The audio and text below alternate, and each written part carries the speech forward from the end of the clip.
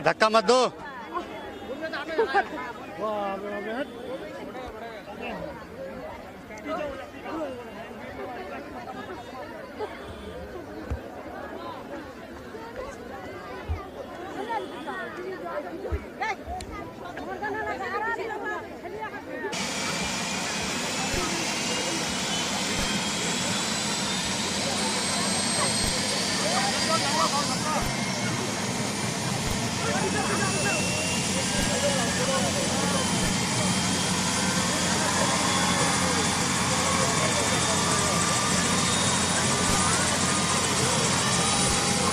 थोड़ा थोड़ा sir sir sir sir sir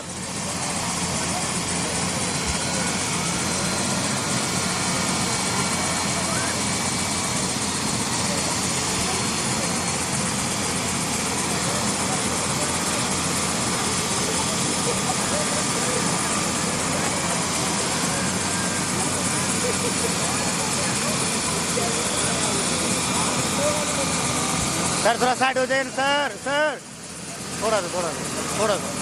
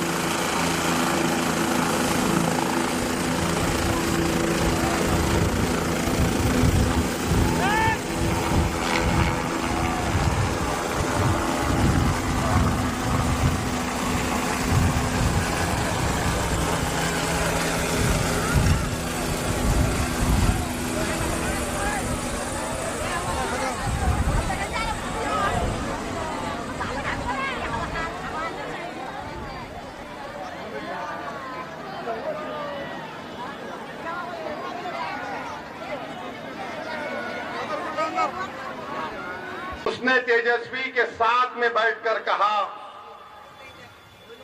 कि हम अगर हमारा सत्ता हमको मिलेगा तो वीआईपी का उप मुख्यमंत्री बनेगा।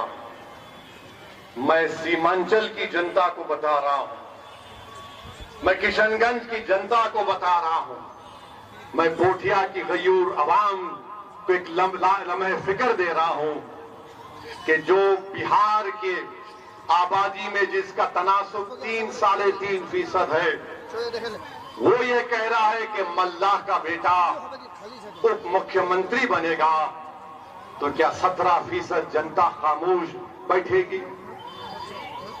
क्या कोई 17% खामोश बैठेंगे? मेरे दोस्त, मेरे भाई, मेरे बुजुर्ग, अल्पसंख्यक समाज 17% है। मैं सलाम करता हूं वीआईपी के नेता की बहादुरी को कि उन्होंने अपने समाज के इत्तेहाद पर भरोसा करके ऐलान कर दिया। और वैसी तुम्हारी लड़ाई लड़ रहा है मजलिस, तुम्हारे इंसाफ की लड़ाई लड़ रही है। 17% के लोग क्या करेंगे? अगर मल्लाह का बेटा उप मुख्यमंत्री बनेगा तो क्या मोहम्मद का बेटा मुख्यमंत्री नहीं बन सकता? बताओ तो क्या की जनता।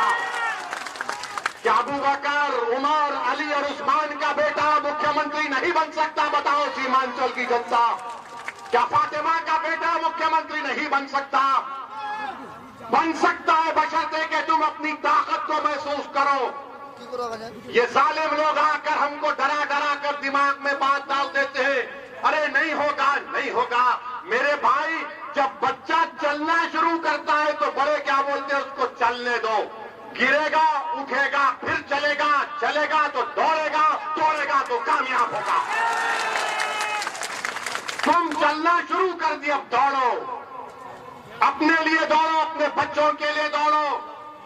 बनेगा इंशाअल्लाह ताला सीमांचल से इंसाफ उसी वक्त होगा जब सीमांचल का बच्चा पटना में हुक्मरान होगा। इंशाअल्लाह ताला सीमांचल में इंसाफ उसी वक्त होगा जब तुम्हारे मुकद्दर के फैसले सीमांचल का बच्चा पटना में बैठकर करेगा। ये मंजलिस कह रही है आपसे। तो मेरे अजीज दोस्तों और बुजुर्गों, डरने और घबराने की जरूरत नहीं है। लोग बहुत सी बातें करते हैं, मगर याद रखिए आपने सबको आजमा लिया। 11 तारीख के दिन हम आपसे अपील कर रहे हैं कि आप जो अपने घर से निकलेंगे इन तमाम बातों पर गौर करिए जो हमने आपके सामने रखा है। उन मासूम बच्चों के बारे में सोच लो जो सीमांचल में सबसे ज्यादा अगर किसी बच्चे में खून की कमी है तो अल्पसंख्यक समाज मुसलमान के बच्चों में खून की कमी है। उन बच्चों में खून की कमी इसलिए है मेरी मां और बहनों बुजुर्गों, क्योंकि जालिम इख्तिदार की कुर्सियों पर बैठने वालों ने उसके बाप और उसके मां का खून चूस लिया, इसलिए उस बच्चे की रगों में खून कम है। उन बच्चों के चेहरों पर मुस्कुराहट लाओ। ये नौजवान बच्चों और बच्चों को हौसला दो ताकि वो अपनी जिंदगी के ख्वाबों को पूरा कर सके। मजलिस भी यही चाहती है। हम आपसे अपील कर रहे हैं कि 11 तारीख को जब आप वोट डालने जाएंगे अपने आप को देखिए, अपने बच्चों को देखिए, इस किशनगंज को देखिए, सीमांचल को देखिए, मुल्क के हालात को देखिए। कौन तुम्हारी लड़ाई लड़ रहा है, कौन तुम्हारी लड़ाई लड़ता रहेगा। मेरे अजीज दोस्तों और बुजुर्गों, 11 तारीख के दिन एक तारीखी फैसला आपको करना है। पतंग के निशान पर बटन दबाना है। अगर कोई इख्तिदार के नशे में आकर धमकी भी देता है और कोई ये कहता है कि मैं ऐसा कर दूंगा या फिर मैं दौलत की ताकत पर कामयाब हो जाऊंगा, बराबर लो उनसे दौलत, क्योंकि यहां पर रिश्वत का बाजार आम कर दिया मोदी नीतीश कुमार ने। मगर वोट किसको पड़ेगा? वोट किसको पड़ेगा? वोट किसको पड़ेगा? बटन किस पर दबेगा? बटन किस पर दबेगा? तो पतंग छाप कामयाब होगा इंशाअल्लाह। 11 तारीख के दिन मजलिस को वोट दीजिए। सीमांचल जिंदाबाद, सीमांचल जिंदाबाद, सीमांचल जिंदाबाद, हमारा इतिहास जिंदाबाद। अस्सलाम वालेकुम व रहमतुल्लाहि व बरकातहू।